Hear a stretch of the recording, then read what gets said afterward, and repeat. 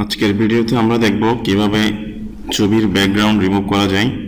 আমি এখানে স্যাম্পল হিসেবে মিস্টার বিনের একটু ক্যারেক্টার এবং একটা ছবি নিয়ে আসলাম।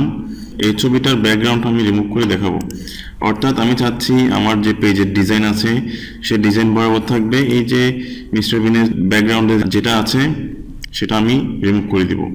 সেটা করার জন্য আমি চলে যাব আমার কোনো একটা ব্রাউজারে, আমি লিখব ব্যাকগ্রাউন্ড রিমুভার। এটা লিখলে একটা ওয়েবসাইট চলে আসবে। ওয়েবসাইট অনেকগুলো আসবে, তবে এটাতে একটু ভালো ফিডব্যাক পাওয়া যায়। এখানে আমি ছবিটা আপলোড করে দিব। ছবিটাকে আমি আপলোড করে দিলাম, ও এখন কাজ শুরু করে দিছে। ব্যাকগ্রাউন্ডটা এখন রিমুভ করে দিবে।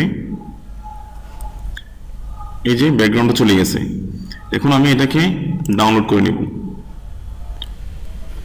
ডাউনলোড করার পরে আমি এই ছবিটাকে চেঞ্জ করব। রাইট ক্লিক করে চেঞ্জ পিকচার দিস পিসি, এই যে এই ছবিটাকে নিয়ে আসলাম। এখন দেখেন এখানে মিস্টার বিনের ছবির পিছনে ব্যাকগ্রাউন্ড নেই। আমার যে পেজের ডিজাইনটা আছে, পেজের যে কালারটা আছে সেটাই কিন্তু আমার এখানে চলে আসছে। তো এই ধরনের করে আমরা আসলে কাজটা করতে পারি। এক্ষেত্রে আমাদের যে কাস্টম ডিজাইনটা থাকবে সেটা কোনো ধরনের চেঞ্জ হবে না। আমি এই ছবিটা একটু ভালো লাগার জন্য একটু ক্রপ করে দিচ্ছি।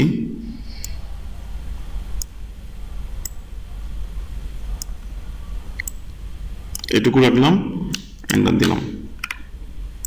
দেখেন আমার ছবিটা এটুকু। এখন এখানে কোনো ব্যাকগ্রাউন্ড নেই, কিছু নাই। আমার যে ডিজাইনটা আছে, পেজের কালারটা আছে, ওইটার সাথে এই ছবিটা মিশে গেছে। এভাবে আমরা ছবির ব্যাকগ্রাউন্ড রিমুভ করে কাজ করতে পারি।